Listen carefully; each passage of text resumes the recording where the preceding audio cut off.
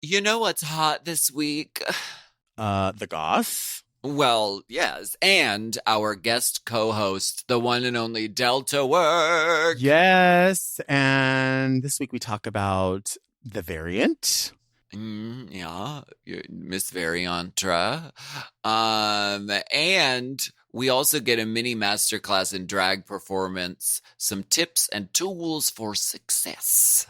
And of course, we go spelunking in the DMs with a particularly perky ginger Drick pick. It was pert and popular. So get ready for a bit of hot gossica. Oh yeah. Oh yeah.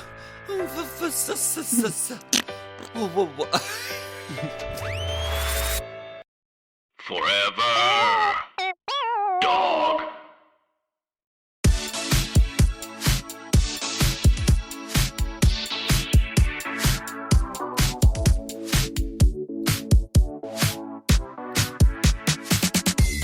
Oh my gosh. I think it's especially hot today. Ooh. Dear listeners, hearts, gather round, and I want to welcome you all back for another steaming, piping, scalding serving of Hot Goss. This, of course, is our weekly chat show where we talk about events in our lives, gossip and politics, and take a deep dive into the DMs. So it might sound a little different today, but I really want to get into some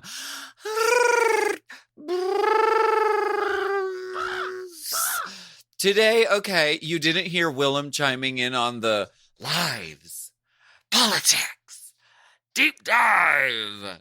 And there's a reason for that because Willam is on a special assignment and we'll be back soon. But I think she's on All Stars. Okay, we might have to cut that. If that makes it in, it must be a mistake. Okay, It must be just a mistake. We have a very special guest filling in for Willam. She's an icon. She is iconic and ironic. Our very special guest host today, Ms. Delta Work, is here. Yes!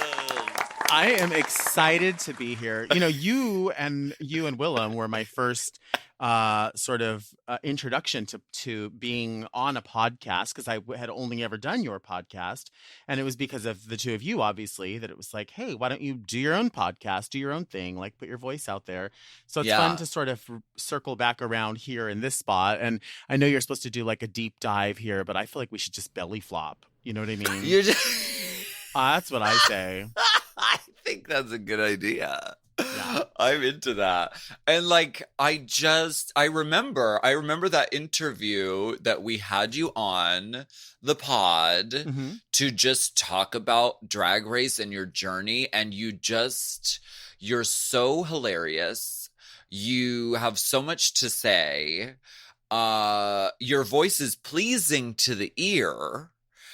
And so it was a perfect fit, and now you're hosting Very That with Raji, and I'm obsessed. It's my Monday moment. I listened every single Monday, and we quote it constantly over here, and we just thank you for doing it. How's the pod going? Thank you. I love it. I mean, thank you. I love doing it. I will say I you know, Dipper and Mariah and Will and everyone always suggests like, well, you know, when this happened on the podcast, or they'll reference something, and I'm like, I don't remember that, and they're like, well, you know, didn't you just listen to it? And sometimes I have to admit, like, other than listening to clips that people post, I have a hard time listening to myself because I feel like I just double talk and say the same thing over and over, and like, how many times can you imitate a fart? But for some reason, like I think that for some people that resonates because I don't think they can construct a fart with their mouth the way everyone else. Like some people can do it, some people can't. You know what I mean? Yeah. So, I mean, I know I talk shit, but like I can literally make the noise of shit. You know what I mean? And so for some people, that's a thing, I guess. Yeah. So like, I mean, there's different types. There's like right. Like that. That's like a side mouth one. There's like which is just sort of a Right. raspberry. What is If your you method? Well, I like to do a deluxe fart, which is Oh, more you have to use your fingers oh. and the your facial cheeks, not your ass cheeks, but you squeeze together and you do like a Del Beefer, which is like, that's a deep. Oh, Yeah, that's a oh, deep. wait. That's Mhm. good. Mhm. Oh my God. You And squeeze this. yeah, that's garlicky. That's a very garlicky, that's a heavy Oh um my God. you know what I mean? How do you do? You see, it's there. That's it. I mean, it's you want it to bellow. You know what I mean? You want it to It sort has, of like resonate. you've got to get the bell out. It really resonates with the listeners. I Right. know that for sure. Yeah. I Are like you it. are you in full summer swing? I mean, is it summer? Is it, is life back to normal? Just business as usual. Kind of, yeah. I mean, I think it kind of is, especially, a lot of places are, there's a lot of drag shows happening, bar shows are happening. People are touring a little bit more. I am seeing, like, I have a couple of dates out of town.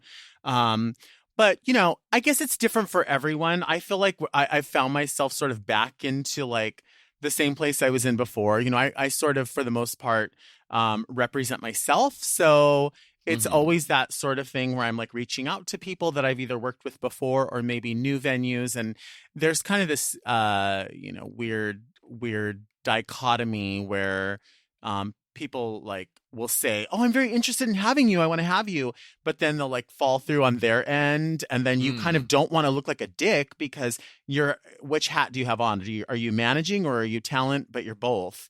And Right. so you don't want to look like, you want it to look like I'm eager to work there. I want to work there. But at some point it's just like a weird game. So, that new normal is definitely back for sure. Back in full swing. It'll always be that way, and that's fine. But I'm excited to go to a few new places or places I haven't been before. I'm going to be going to Portland to do a cool gig, and I love Portland. I mean, I love the Pacific Northwest because, well, up until the whole planet started to fall apart. It's gradually been falling apart, but now it's really bad. But once upon a time, you would think of that area as rainy and cool, and yes, now everything's boiling. So right. So the summer is in fact in full swing. The oceans are on fire. You are killing it at Executive Suite. I mean, the queens that you get in the door over there on the lineup is always so impressive, and the show is amazing.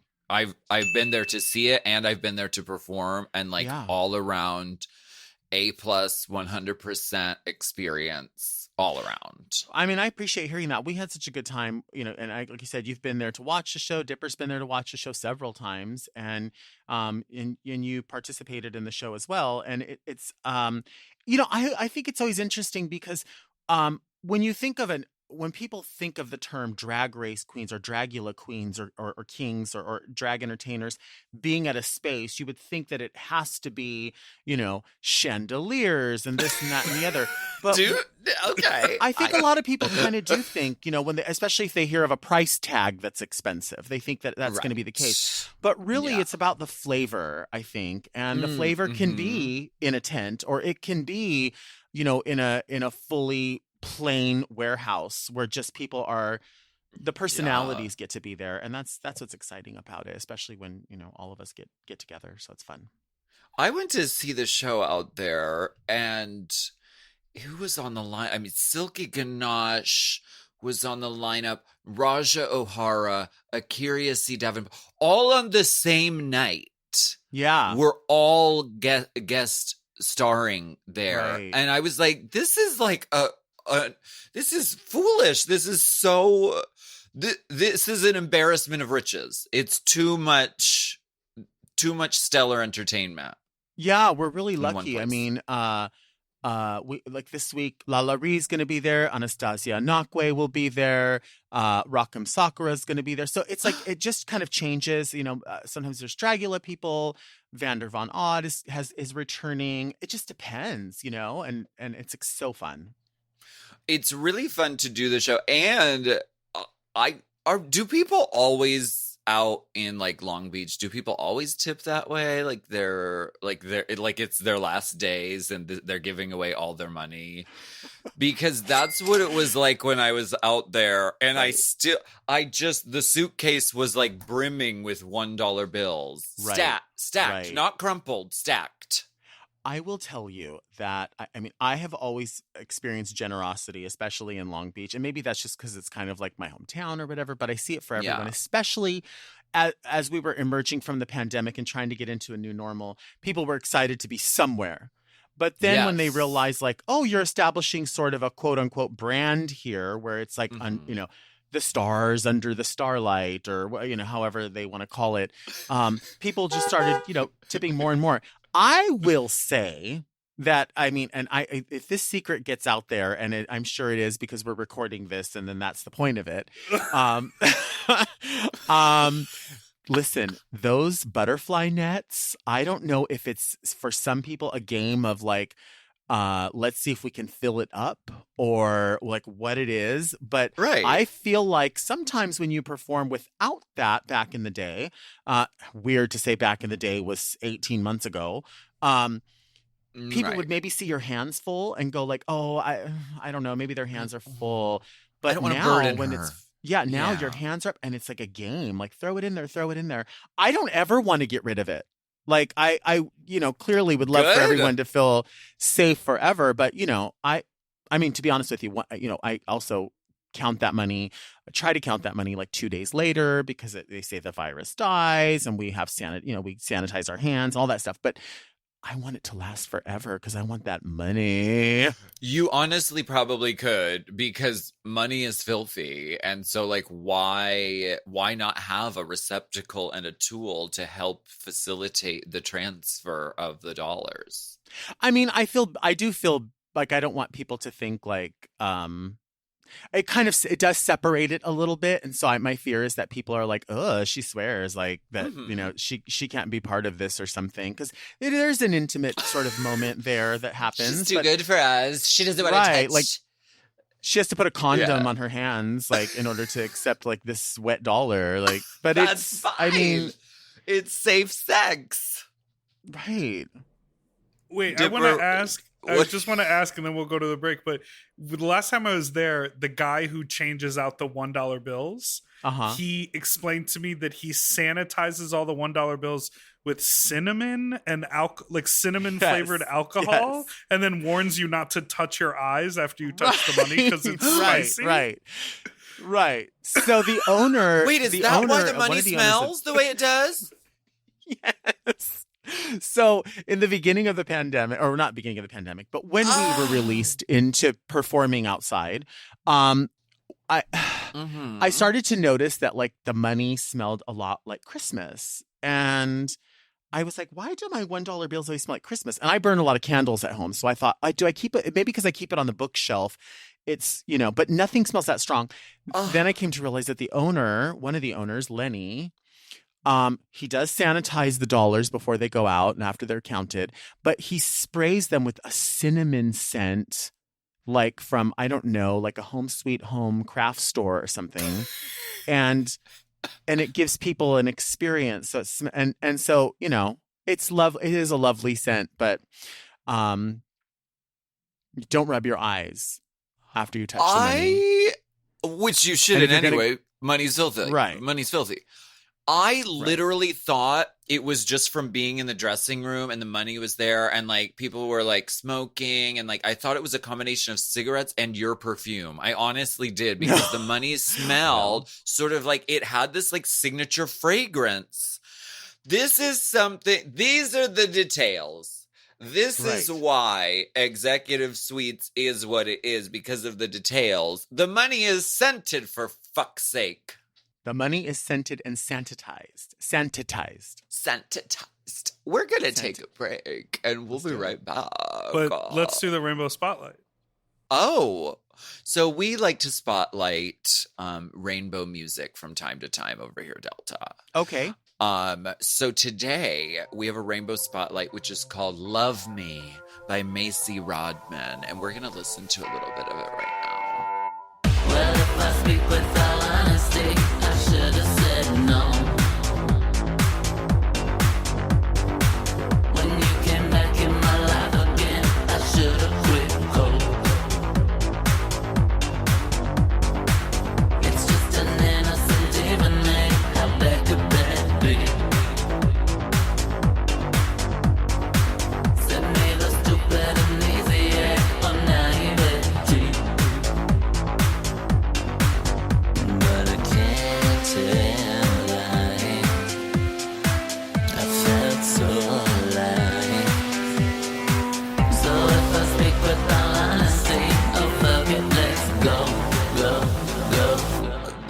want you to love me.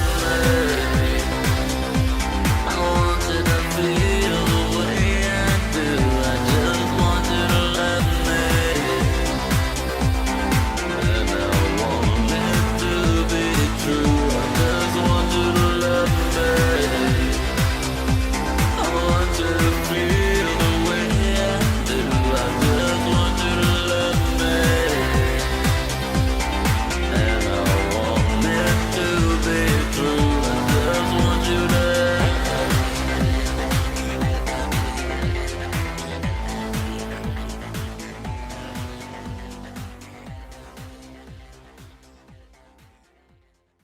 This podcast is brought to you by Squarespace. Squarespace is the all-in-one website platform designed to help you stand out and succeed online. Whether you're just starting out or scaling your business, everybody needs a website. Otherwise, you're just out there making your business happen with what? Word of mouth? No, ma'am. If you've got a passion project that you're starting, if you want to start making drag watches that are purely ornamental, made for the sole purpose of a queen touching her wrist during lip sync when the song lyrics say, time. That idea is brilliant and needs a website. This is why you need Squarespace, because Squarespace gives you everything you need to claim your domain. Showcase your offerings with a professional website, then you can grow your brand and get paid all in one place. Plus, they have integrated SEO tools, which means search engine optimization, I think, so you can show up more often on search engines. And their Blueprint AI design tool, which can get a fully custom website built in just a few steps if you want to do the whole AI thing. Plus, you can connect your socials, set up easy ways for your customers to buy your products, and even schedule appointments with you. It's all right there on Squarespace. I've scaled a number of businesses in my time, and they have all needed websites because websites just legitimize you, you know? And Squarespace is a great spot for a creative person like me who needs to make a website and has great ideas but doesn't necessarily know the HTML, QRL, TMV of it all, you know? Because I'm not an IT whiz at all. But Squarespace makes it easy for me to select what I want and then put out a wonderful website. And it could be the same for you. You need to check out squarespace.com/drag for a free trial. And then when you're ready to launch, just use the offer code DRAG to save 10% off your first purchase of a website or a domain, which is kind of the same thing. Squarespace.com/drag. Chime is changing the way people bank. They offer the most rewarding, fee-free banking, and it's built just for you. I don't want to interrupt here, but I want to chime in. They're not like traditional old banks that charge you overdraft and monthly fees. Plus, they have thousands of fee-free ATMs. There's nothing more frustrating than added fees when you're just trying to access your own money. Exactly. So with Chime, you are not just switching banks, you are upgrading to America's #1 choice for banking with a Chime checking account. And how about some of these benefits? All benefits here, honey. Get 5% cash back on a Chime card in a category of your choice like gas or groceries. And you get savings that grow faster with 3.75 APY. That's 9 times higher than the national average. And don't forget, they also have Spot Me, which lets you overdraft up to $200 fee-free. We all need to be proactive in our own finances and understand what our money's doing, and banking can be confusing. There's so many hidden fees and policies that are different at each bank, so you have to look out for you, and with Chime you can do that. Yes, God, and don't just settle. Find what works for you and get the perks and benefits that are beneficial to your life. Check out Chime. Honey, I did. I'm a Chime user, and Chime is not just smarter banking, it's the most rewarding way to bank. Join the millions who are already banking fee-free today. Head to chime.com/drag. That is chime.com/drag. It only takes a few minutes to sign up. Chime is a fintech, not a bank. Banking services provided for MyPay and Chime Card provided by Chime Bank Partners. Optional products and services may have fees or charges. Stated annual percentage yield and cashback for Chime Prime only. No minimum balance required. Checking account ranking based on a J.D. Power survey published October 20th, 2025. For more information on APY rates, MyPay, SpotMe, and travel perks, go to chime.com/disclosures.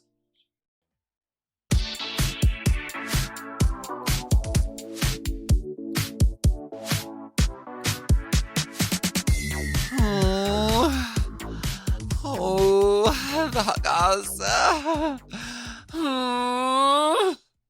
Oh, honey. But why? But why? But why? But why is she so very that? Are you going to be in the music video for the song?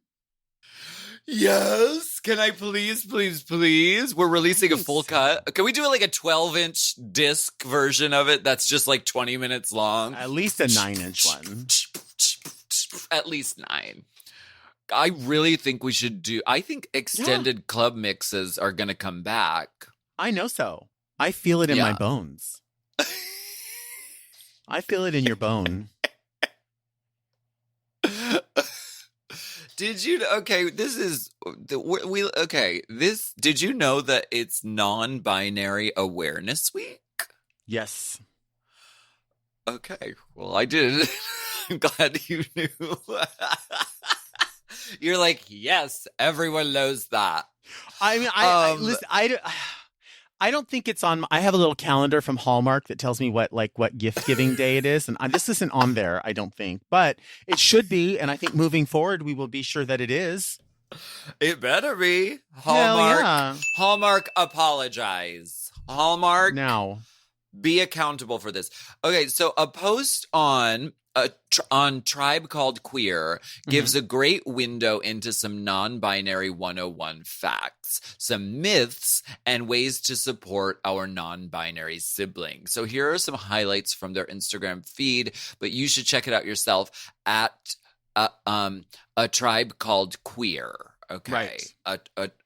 So, okay. I love non-binary folks. I consider myself to be anti-binary myself. I live and stomp upon the line that delineates between man and woman, and it has always been sort of like nebulous and non-existent for me.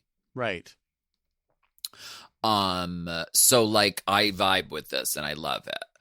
So, non-binary is considered to be an umbrella term encompassing many gender identities that don't fit into the male-female binary. So like gender fluid, gender queer, polygender, bigender, demigender, or agender. Yeah. Hidden agender. Okay, so they're not all interchangeable and synonymous. It's really, my friend Jeremy likes gender floral. Do you like that one? That. Because it's like beautiful, like having the word binary in how you identify, if you identify as something that is not binary, but you're saying the word binary all the time.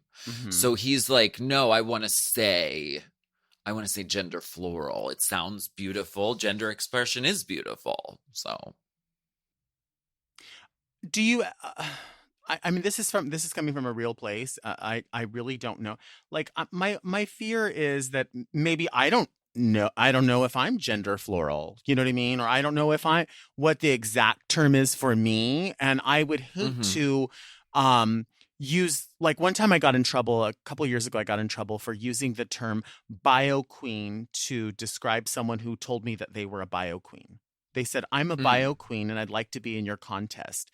And I said, oh, my drag contest is open to all drag artists. So let's do that.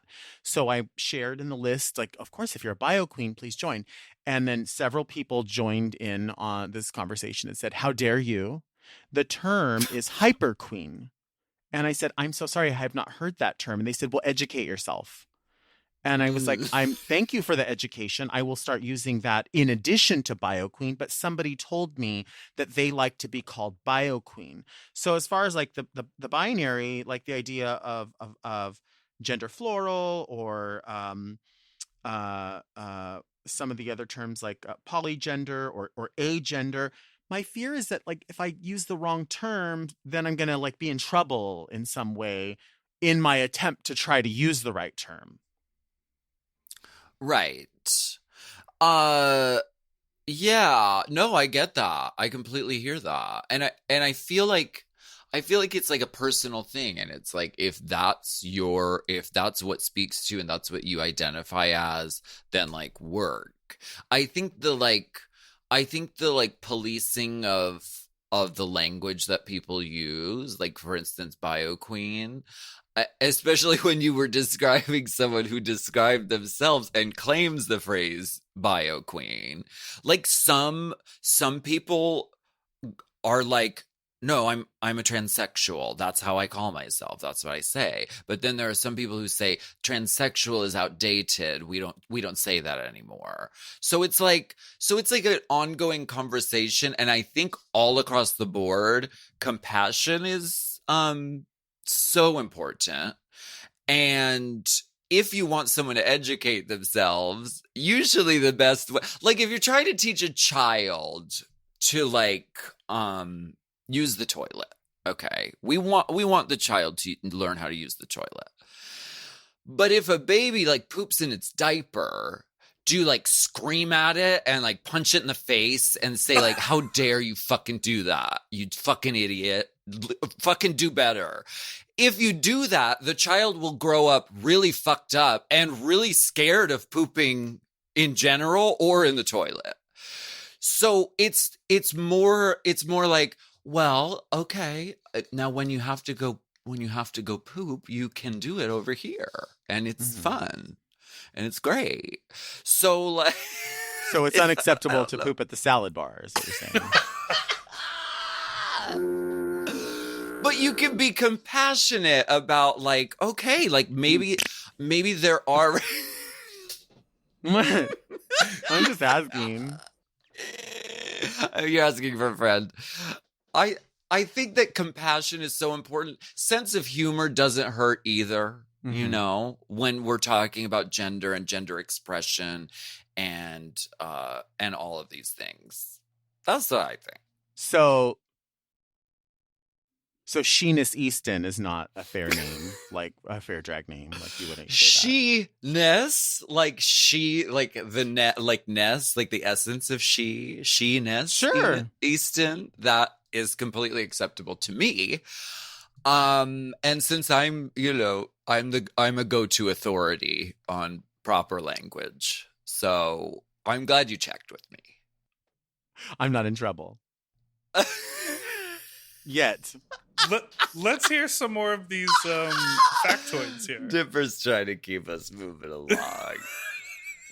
Well, there are myths and misconceptions. A myth is that all non-binary people use they, them pronouns. Non-binary people use any pronouns that they feel fit for themselves, just like anyone else. Exactly. Another myth is that all non-binary people look or dress androgynously. That's not so. Non-binary people express their gender in a variety of ways. There's no set way that non-binary people dress or present themselves. Gender identity, which is how you feel, and gender expression is how you present, are not the same thing. I love this. Yeah. This is so cool. These conversations existing, like when I was a child, it was, don't play like a girl, Justin. Right. Because you're going to get your ass beat and you're going to embarrass yourself and you know what I mean? Yeah. That was it. And isn't it interesting that like these myths that have to be explained to people, myself included, have to be explained to me or broken down to me, really center around just don't be fucking mean to people. Like when people say address me this way, please, then you just address them that way. And then you move on and you go, oh, okay, now that we're addressing you the way that you prefer to be addressed, let's solve problems in the world together. Instead, everyone gets caught up on this shit. And it's like, what? Like, it is. And I don't mean to say shit like this is shit. I'm saying people make it a problem when it's like, I've already set forth what I've asked of you. I need these things to feel valid and understood. And then people are like, nope, seen. I can't validate you. I cannot. It's like, wow. Yeah. It's weird. It's truly wild.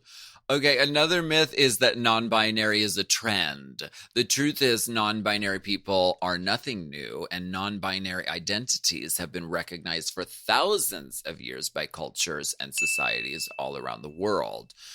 And I think that makes me think of Raja very, very speaks about the two-spirit the two-spirit people. Which is from the indigenous culture. correct? Like First Nations. Sure. Which I love as well. And it was people who existed outside of man or woman were not, pushed to the fringe of society. They were like revered and they were asked for advice, and like they were the sages and shamans and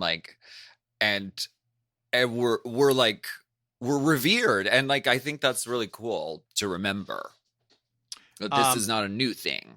Yeah, it's not. Basically, the important thing to remember is that the concept of gender is a social construct.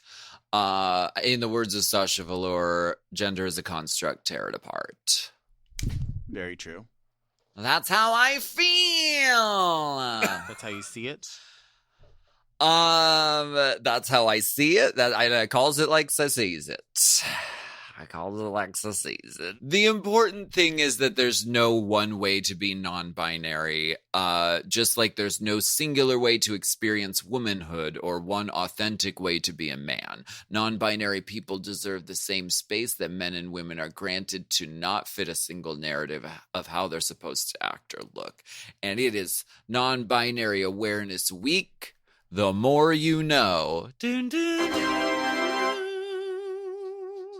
Okay. I wanted to bring this up as soon as we started the conversation, so I'm so glad this is on the outline.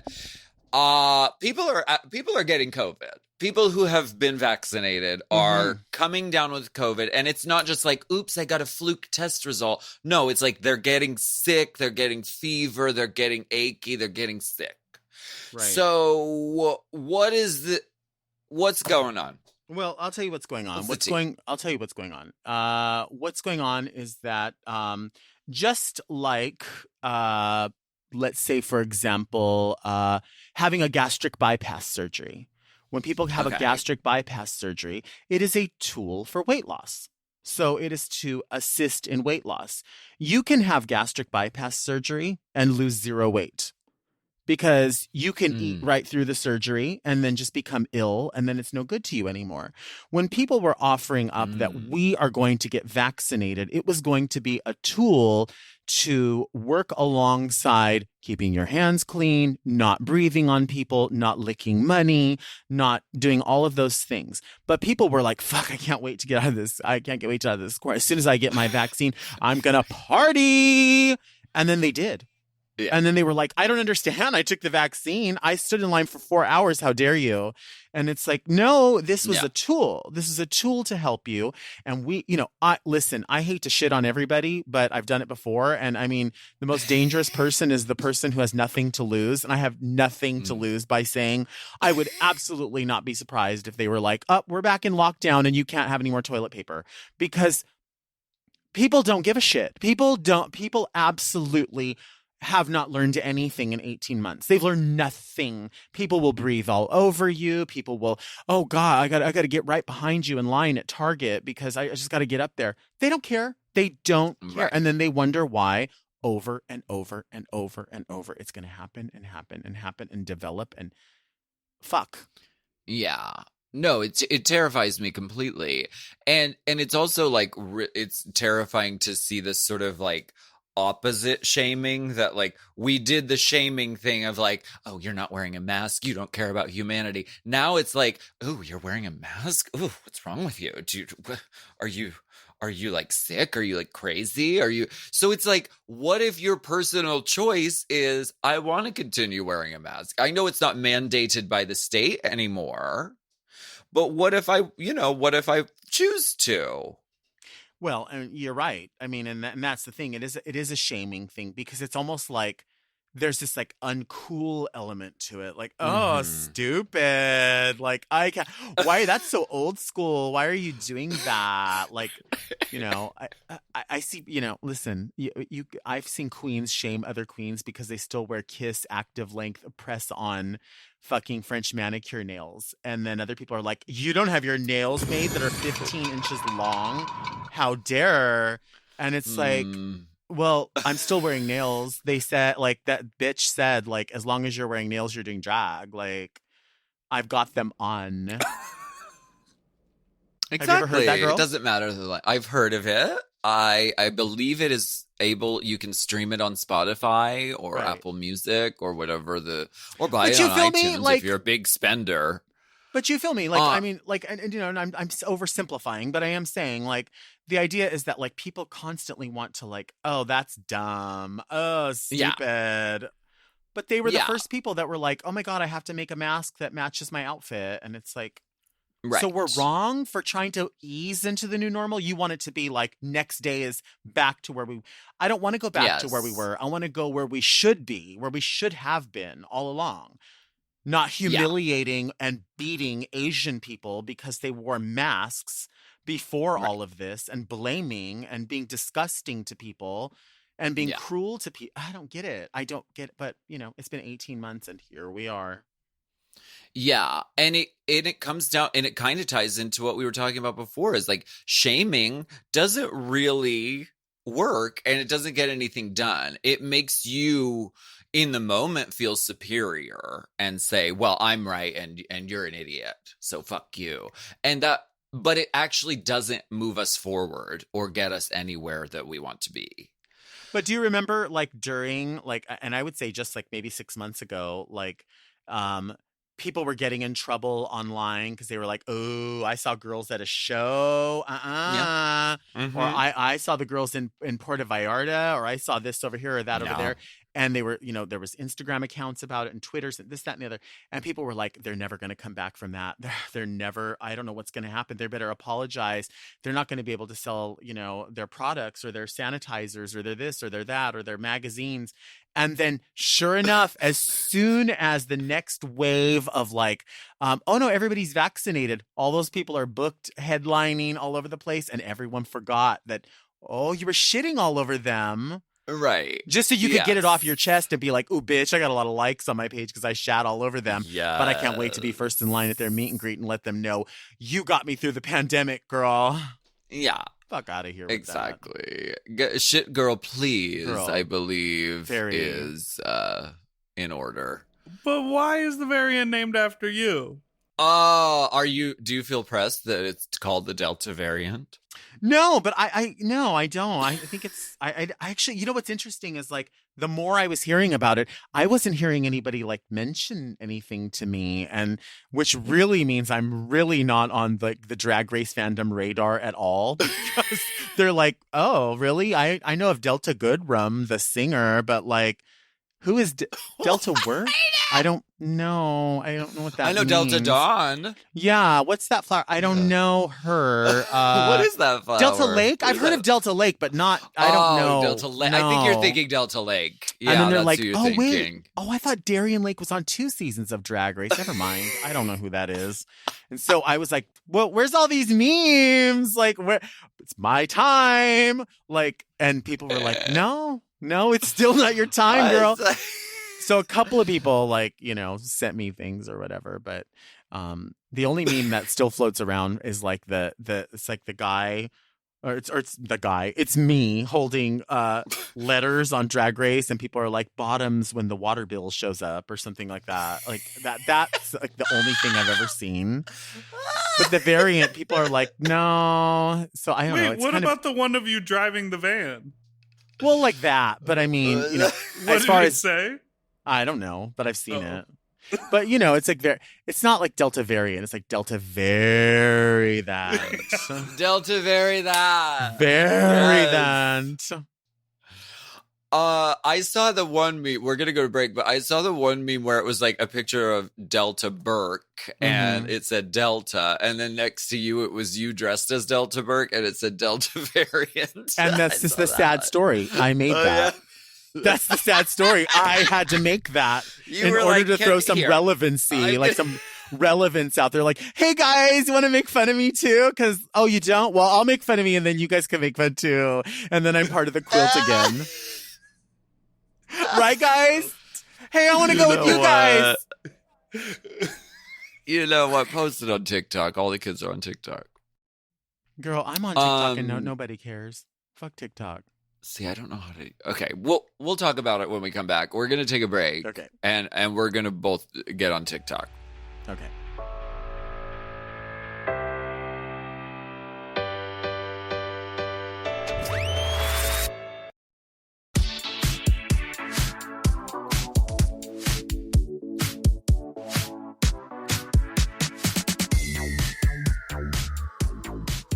All right, we are back, and it is customary to do a tip spot today, and we have invited a very special guest. She recently did a stint as a fill-in guest host on the hit podcast Hot Goss. I heard this is something she did recently. She also is trotting. She is an asphalt angel at the one and only Long Beach Executive Suites. She is the one, the only, the incomparable Ms. Delta Work. Woo! Okay, so I want to ask you a few questions because not only are you a co-host today, but you're also our special guest, and I want your hot takes on a few essential important issues. Okay. So dressing room etiquette. I want to know, like, what is your vibe? Do you get ready at the club? If you're a guest at someone else's home bar, how do you make a station for yourself so that you are a courteous guest at a drag show? What's your vibe? My preference is always to get ready at the bar. Like, I love that because I love to show up out of drag, leave out of drag. It's just more comfortable for me. I will show up in drag if there's not another option, especially if it's like a thing where you're just going to show up and kind of like maybe you're just there for color or you're just there for like to introduce someone. That's been a gig before where they're like, hey, can you come in and introduce the main act and then leave? Like, that's fine too. Right. If I do go somewhere where it's like, especially if I'm booked out of town and it's like a cast, I usually ask like whoever the host is, like, is it okay to get ready there? Would you prefer I get ready at the hotel? And then if they say yes, I can, like, you know, but there's been places where you go and like, you can tell that's someone's permanent station, like, you know, big dressing rooms. And I feel a little bit odd because their things are there and I don't want anyone to think that I'm moving their stuff, but you clearly need room. Yeah. And so that just feels a little bit unusual. So, but I like to get ready at the venue if I can, no matter where it is. I love that. So, have you ever been to a place and you go and you're booked for a gig, but you have never seen the stage? You have no idea what the layout of the club is. How do you go about choosing what like number you're going to do or what performance you're going to do? Okay, so this is this one question right here is the question of my whole life. This is what causes me very particular. This is what causes me like probably like a spontaneous diarrhea. Or would cause me to like at the salad bar. Would cause me to like hide in a ball in like Desert Shores, California, and like want to live in a cave. Like that's right. I absolutely fucking hate being surprised to the point that I have been places before where it was kind of shaky, like the storyline was shaky, and then when I get there, I'm like, okay, and I've gotten in my car and just drove away. Oh, period. I don't like to do that. So what happens is like, and a couple of my friends really know this. Morgan McMichaels really knows this. And she will not recommend something like a private party that we're doing unless she knows everything. And she'll even tell someone at the venue, I need you to walk into the dressing room with your camera facing out, and I want you to show me where you're walking from. What is the stage? Because I'm sure you've been there too. You go to like a Pride and they're like, oh, bitch, it's top notch. It's everything. It's going to be so right. And you're like, where's the stage? Oh, it's out there in the middle of the people. So you push through everybody and you get there and there's a go-go box 4 feet off the ground and they're like, hop up there. Oh, yeah. Well, if I hop up, I'm hopping off. Like there's no staying up. Like it's up and over. Do you know what I'm saying? It's not a deep dive. Like I said, it's a belly flop. So I need to package myself just so that it looks graceful and it doesn't look like struggle, like Operation Dumbo Drop is happening. Like I don't want it to look foolish. And so there have been times where I'm like, this is the word. And you know, number-wise, I was just recently out of town, and I don't want to say where, but I was just out of town, and I was like, I tried to clear the numbers, like, would this be the appropriate number to do? And they were like, oh my God, yes, that is what we need. And I was like, perfect. And I went out to do it, and it was a big crowd outside. The crowd thought I was the most disgusting, crass person on the planet. I do this like number that's like based on Sue Johansson, the sex talk expert. Oh, and yeah. it's like a comedy number. And I asked, Yeah, is it's very it going to be appropriate, or will people be bothered by this type of language and content? No, the grosser the better. And I said, perfect. So I did it. And when I tell you, there were people booing on the side, and there were people that were like, ew. And so I just thought, and Morgan just said to me later, she goes, what did I tell you? I said, what? Didn't I tell you just to put them ballet flats on and that long gown and push up there with some Adele? That's what they'll understand. That's what they'll digest. That's what they're expecting. Do not try to do something they're not expecting, because they're not on board for that, girl. Like, we're privileged in West Hollywood. We're privileged in downtown LA. We're privileged in Long Beach. But some places, people can't digest that. It just, it's too much. Right. And I find, and there's something so like comforting and like artistically fulfilling is when you have your sort of like, when you have your core people in your city and they know your language, they know your library of work. So if you want to try something new or try something a little out there, people go on the journey with you. Sure, you're right. Like, I love performing for my people and having that like latitude. Like, I love that. But yeah, sometimes you go on the gig and you just got to give them the old boot scoot, give them the 1-2 gaga, gal. Yeah.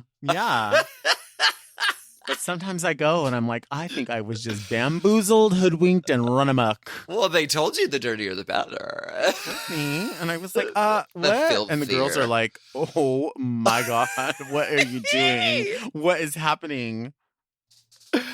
So, okay. So you seem like you really prepare every detail. So how many looks should you bring to a gig? Do you ever bring an extra just to, like, I don't know, in case something goes awry? What's your... Yeah, I do. So, I mean, say for instance at Executive Suite, normally we're going to do 2 numbers, but I'm privileged because I live 15 minutes from the bar maximum. So I have my own car, so I can keep my stuff in the car if I need to. So I usually have an outfit in there. Try to have like a meet and greet outfit in the event that like we're going to go out and say hi afterwards, or for curtain call, if there's enough time to change for curtain call. And that's usually something obviously very simple. My look is never, I've never been somebody that particularly wears lots of like feathers and coats and all that. Although I love it, I find that a lot of things wear me, if that makes any sense. Okay. And so I need to be able to like come through that and like so I do have I would say a simpler look, and for some people maybe too simple, and for some people dated or whatever, and I get it, that's fine, but my reference points are different than others. But I like to have always a backup, and I guess because I always we, in the early 2000s, we started doing drag brunches in Long Beach. And I remember for a while, maybe about 10 years ago, there was this rumor running around that we were going to be in trouble in Long Beach because, Jules produces a show called The Brunchettes. Okay. And it was drag brunch with the Brunchettes. And then she moved that over to Las Vegas and a few other places. And there was a big brunch that started to happen. A big produced brunch, and it came to her desk, for lack of a better term, that she needed to stop using the term drag brunch because somebody else was going to own the term drag brunch. I heard about this. And we talked about this on the podcast. Yeah. So that wasn't going to be a thing. And she was like, I'm sorry. So, she had to fish out old flyers to show I've been using the term, and everyone uses the term. But so because of always doing a drag brunch or doing Dreamgirls, for instance, I was always sort of raised in drag to have a simple black dress. That was the thing. Always have a little black dress in case we need you to get on the microphone real quick. In case a TV show is going to be here and they want to interview someone, just throw something on. And so, that's always been my thing. And in fact, in the beginning of the pandemic, when we were all going digital, I was like, how do I do a digital show? And I was like, I'm going to do a show based around a little black dress, but I'm going to call it the big black dress, because in the little black dress, you can go anywhere, but in the big black dress, you can go everywhere. Mm-hmm. So I just changed out accessories, and that was kind of my thing. So yeah, I always had to have black something, a black dress, a black pantsuit, a black whatever thingy. I love that. That's really, really good advice. I absolutely love that. I think it works. What is the most fun thing about a drag show for you? Is it the getting ready? Is it the performance? Is it chatting in the dressing room? Like, what's your favorite part of it? Well, for sure, the best physical feeling is, baby oil and a makeup wipe afterwards, because there's a satisfaction, right? Yes. There's a satisfaction in saying, I completed everything. Like I did the part that I came here to do, and I feel generally, I feel great about it. Sometimes not, but that's not usually the case, but it has happened.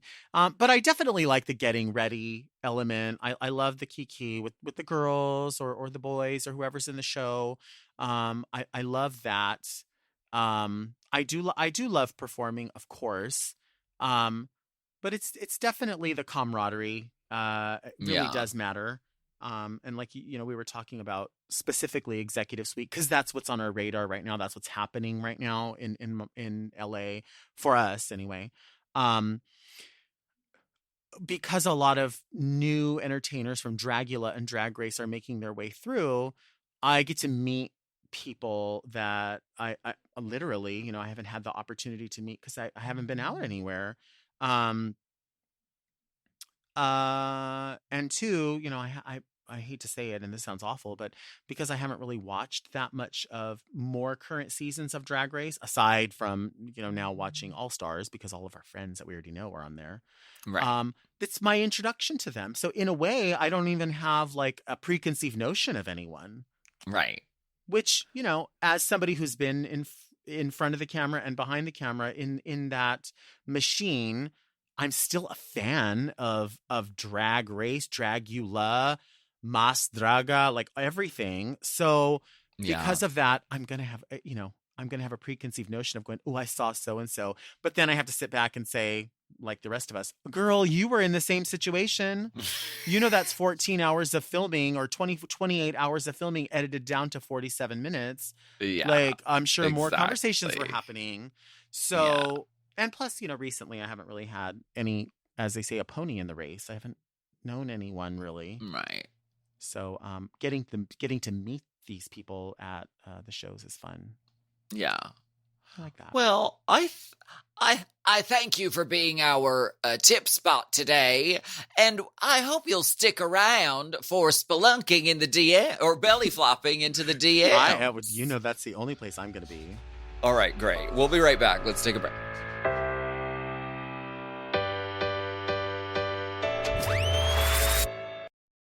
So you're running out of closet space. The good news? You don't need to stop shopping. You just need to start selling with The RealReal. The RealReal is the world's largest and most trusted resource for authenticated luxury resale. Whether it's that mini bag that can't even fit your phone or those boots you never fully broke in, The RealReal handles everything from photography and copywriting to shipping and pricing. So you can just sit back, get paid, and make room for things that actually feel like you. And with 10,000 plus new arrivals every single day from top designers like Prada, Celine, Louis Vuitton, and Loewe, all for up to 90% off retail, you're bound to find something perfectly on brand to fill that extra closet space with. Plus, this May only, you can get an extra $200 to shop when you sell for the first time. Make room for what feels like you. Go to therealreal.com to start selling and get your extra $200 to keep shopping at therealreal.com. That's therealreal.com. Terms apply.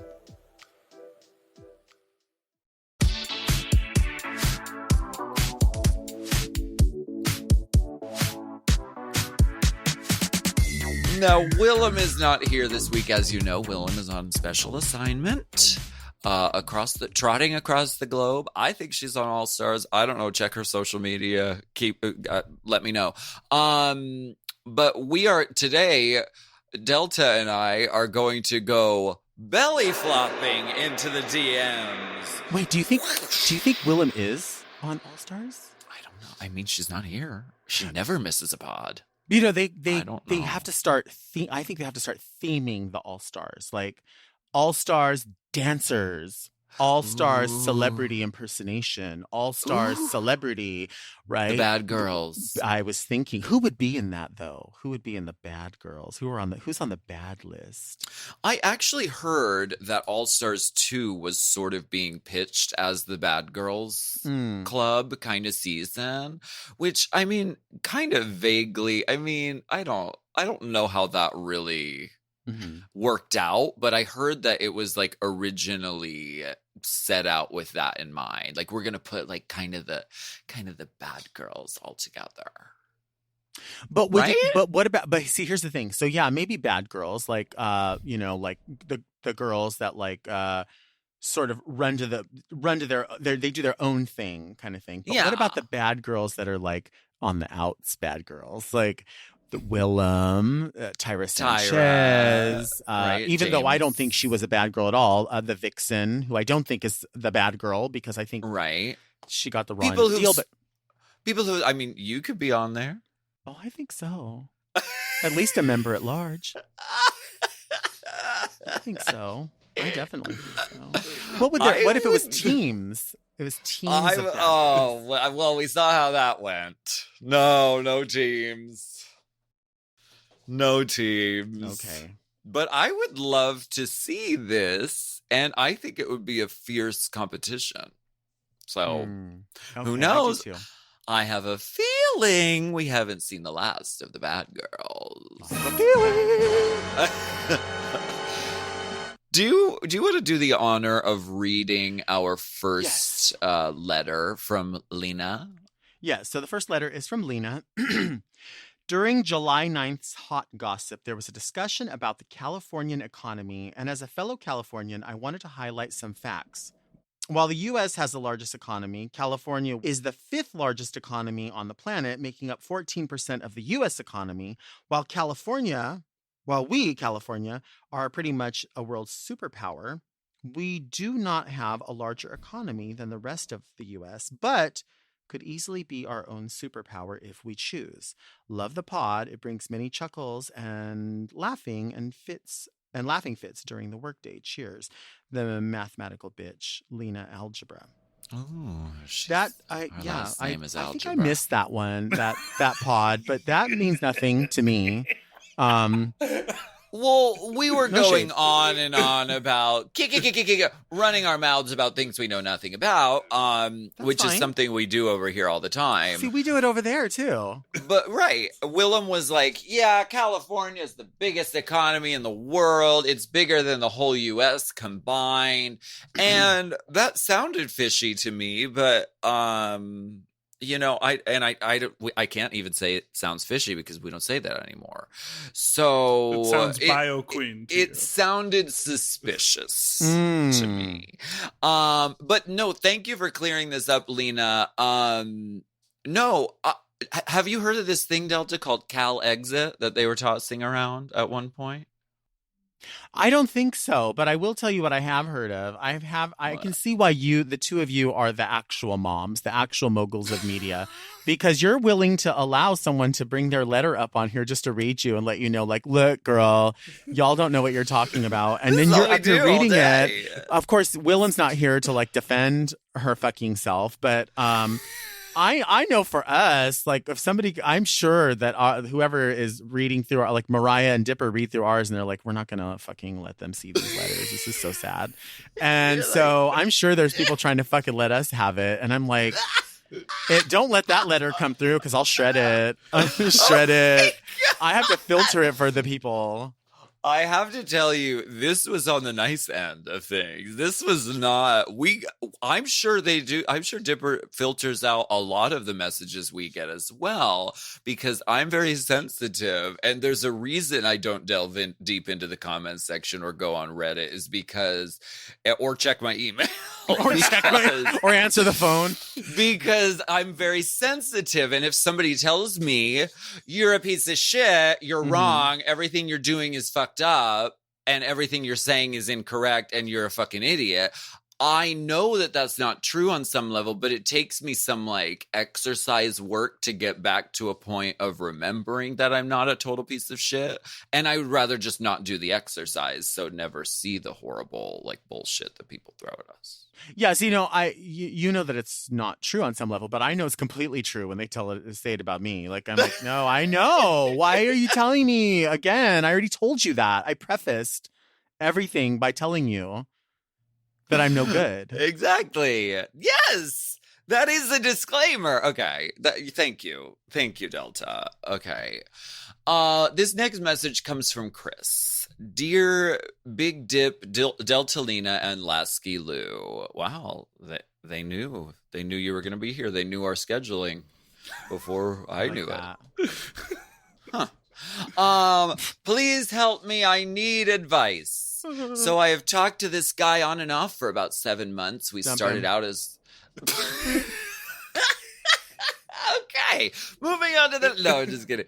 On and off, we started out as regular fuck buddies, but then I started to feel like I wanted it to turn into something more. Sadly, it was around the same time that our schedules started to get really busy and we could never find time to hang out. He said that all the time apart made him start to feel like he was losing interest, but still wanted to try and make it work. We hung out a couple more times, but he eventually told me he didn't think it was going to work out and that he wanted to start talking to someone else. I was sad to hear that because I really like him and he's the one person I would always want to talk to about everything in my life, but I accepted it nevertheless. About a month, I love the word nevertheless. I do too. About a month after that, we randomly started texting again, and I thought nothing of it. I was just being friendly until it turned into us flirting and even making plans for him to come over. However, that never happened because he told me that he wanted to, but he was still talking to the other guy and would feel guilty if we did anything while they were still together, which I respected. I was totally fine with just being friends until last week when he invited me out to a club with him and his friends, and I found out that him and the other guy are no longer a thing. We started talking as if no time had passed and everything was great. I had an amazing time. I wanted to ask him to spend the night with me, but I chickened out because I didn't know if he still wanted to just be friends or if it was more than that. The next morning, he let me know that he did, in fact, want to spend the night. He was just waiting for me to ask him. We continued to text every day, and it felt like things were getting back to where they were before. The kicker is that he is leaving for the army and will be gone for 8 months. Oh, with 8 months, which is how long this letter is. I really like this guy, and I could honestly see myself spending the rest of my life with him. So my question for you two dolls is, should I hold out hope that he could actually make this work once he gets back and that the timing will finally be right? Or was it just that he wanted some dick before he left? Thank you, Chris. P.S. Here are some dick pics as a thank you for reading this long-ass message. Yes, I am a ginger.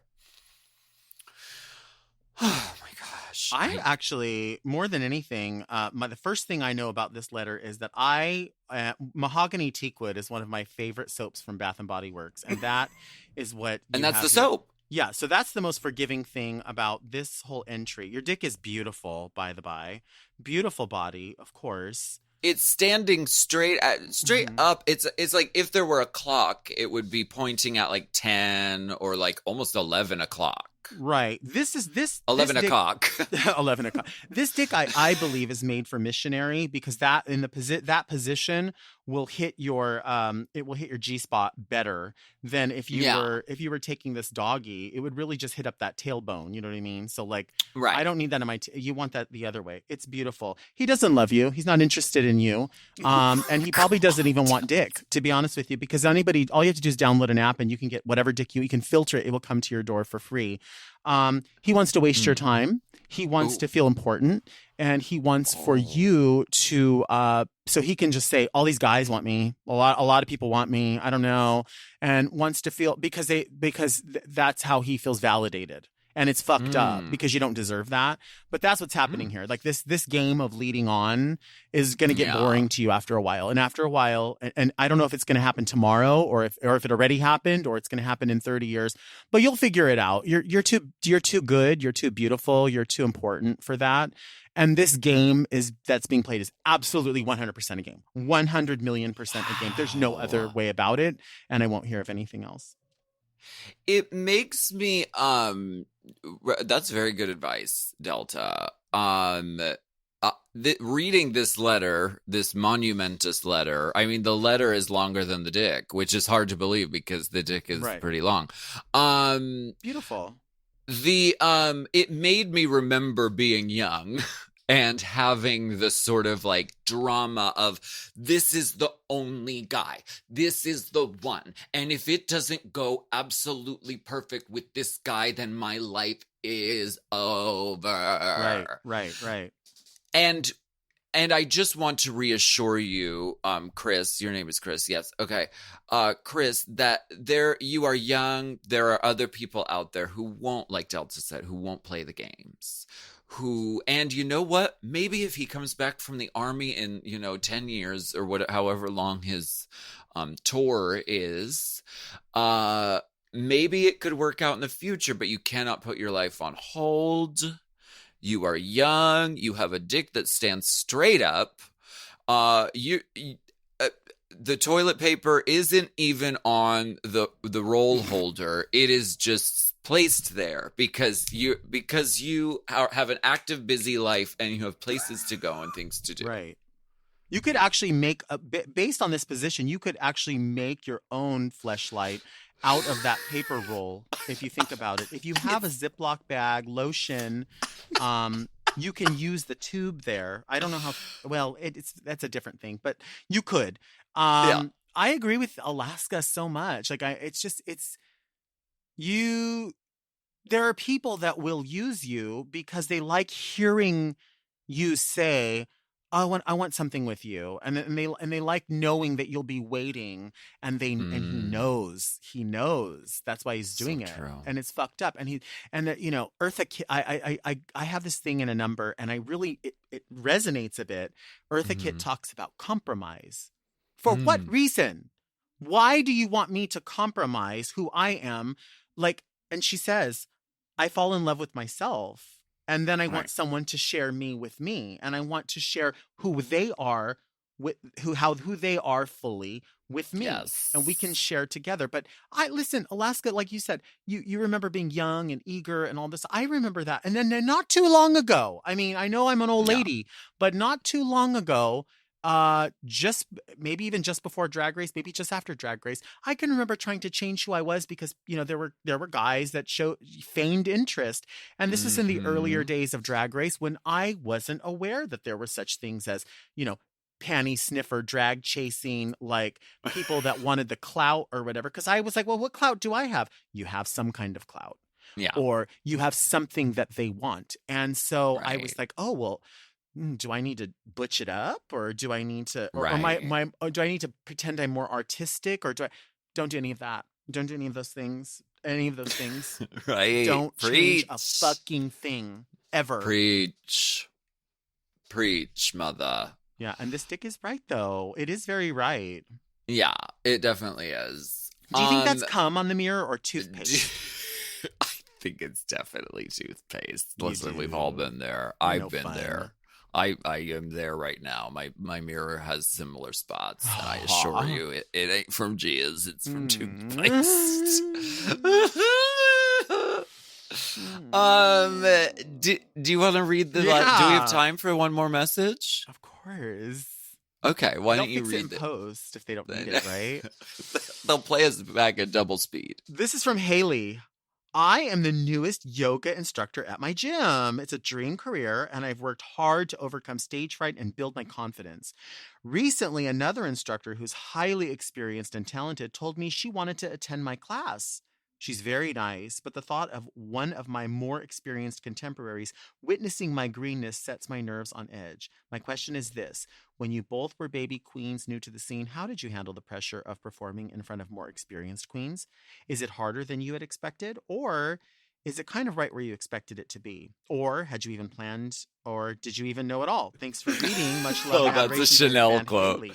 That's a Chanel quote from season 1. Okay. Which one? Chanel was it harder than you expected, or is it kind of right where you expected it to be, or had you even planned when Chanel is doing the challenge where you have to host an interview? Chanel Perillo? No, Chanel Vegas. Oh yeah. Delta knows her as Chanel Christmas. Chanel Christmas. My Chanel. My Chanel. Your Chanel. No, I do remember that. I do remember that.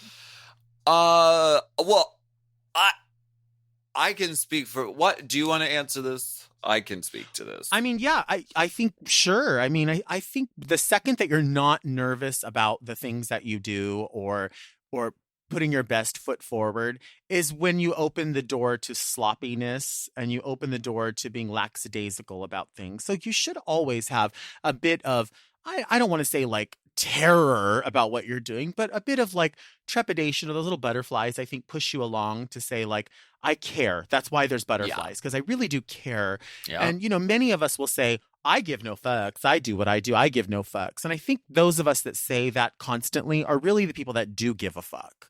They do give a fuck because they are worried about what people think or say about their contribution or their brand. And, you know, even with this podcasting, you know, working here with Alaska, who I've known for many years, even before Drag Race, and has always been friendly and always been my friend and always been on my side.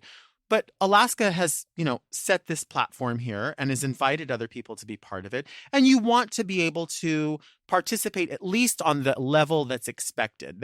Somebody wants to see you shine in your way. And I feel like that's, so there's, of course there's nerves because you're coming onto, in this case, something already set forward. I'm not here to replace Willam for the day. I'm just here to, you know, fill in and have a good time. But there is an expectation of the self to at least participate at a 100% level at minimum. Yeah. Oh, definitely. Yes, I agree with you completely. And the nervous thing is very important. And I remember early in my drag career, we would like get drunk because we were nervous. Sure. But what that does is makes How was the face though? You made a face right now. Get drunk. What? I don't know. You went drunk. Like, ugh, can you believe it? But no, we used to get drunk to alleviate the nerves. But then on stage, it was just kind of, it was like, it was okay. It was neither here nor there. The nervousness transmutes on stage into something else, and it transmutes into you being on your feet and ready for everything in the moment that happens on stage. The nervousness is an essential ingredient and fuel, and cherish it, and that means you're doing something right. But also, having the more experienced queen, I literally just had this happen. I did a show in Provincetown this weekend. We did 2 shows. And in the second show, I was, you know, out there doing my thing. And I was a nervous wreck before the show. But on stage, it was like, it was so great to be in a theater and like screaming at people on a microphone. At the end, I realize I'm singing this song, and I realize that Varla Jean Merman is sitting there. Oh, my goodness. Out of drag. And I got so nervous, and I also am like, oh, wow. Like, I also feel like, just like, oh my God, like I'm a dumb piece of shit. Like, this is a legend. This is someone who does drag. I'm just some fucking dumb cunt who got on a TV show and is very lucky. This is a fucking drag legend. And here I am screaming and making noises into a microphone 4 feet away from that. It made me very nervous and very scared, but she was very lovely and very nice. But like, it's a normal feeling. But, you know, I bet your instructor will love seeing what you do. I agree. Well, I want to thank you so much, Delta, for joining us. I want to thank you. I have had an absolute blast being here. I think it's so much fun. I appreciate the fact that I get to do the podcast with Raja and the platform for that. And I mean, I'm not trying to get all like, you know, God bless America, land of the free or whatever. But I mean, it's true. It's a fun opportunity, especially the time that it landed. You know what I mean? It landed in such a time when we had no other way for people to see or hear us and allow us to be, I don't know, I guess in a way relevant the way that we felt we were. And I like that it's niche. I like the chance to sort of reach out to a specific group of people, and definitely the overlap into this is fun. And I am such a huge fan of the podcast, and I'm such a huge fan of you. And I also, we said it before we were recording, but I was like, oh my God, I'm on the podcast with Delta today. Like, I have to put on like a shirt. I put on like a shirt with a collar. You're lying. I put some product in my hair. No, because it's that nervous thing. It's like a good thing. And it's like, it's really such a pleasure and a privilege, and I'm just really, really grateful to you for existing. Well, thank you for allowing something just happened on my thing. Call. That happened, and then also it keeps saying like your Mac will soon become useless or whatever. Oh my God. Okay. All right, let's do the outro. Well, we thank you so much for listening to Hot Goss, and a very special thanks to Delta Work for joining us as guest co-host this week, filling in for Willam, who is on secret assignment. You can find Delta on her podcast with Raja. It's called Very That, and it comes out every Monday right here on the Mom Network and Forever Dog. Well, thank you. Of course. You can email your questions to racechaserpodcast@gmail.com. We have bonus video content available on patreon.com/Willam. Search the hashtag racechaser. We just put up a new one called Gaga Trivioke, where we sing Gaga songs and do Gaga trivia. It's very fun. That's a lot. Gaga Trivioke. Trivioke. It's really funny and really fun because I adore Lady Gaga. You can follow us all on Instagram at Delta Work, at Willam, at The Only Alaska 5000, at Race Chaser Pod, at Mom Podcasts. And the link on Race Chaser Pod has lots of resources and places to donate money in support of Black Lives Matter, and a link to aapip.org to help combat increased anti-Asian violence.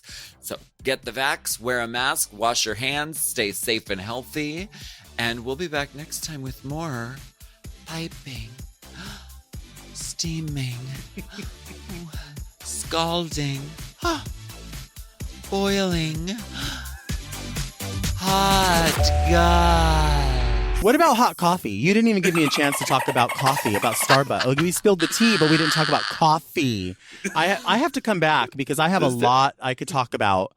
There's a lot of problems right now with Starbucks, and it has nothing to do with the bakery items. It has to do with it's internal. And I want to come back. I want to use your platform.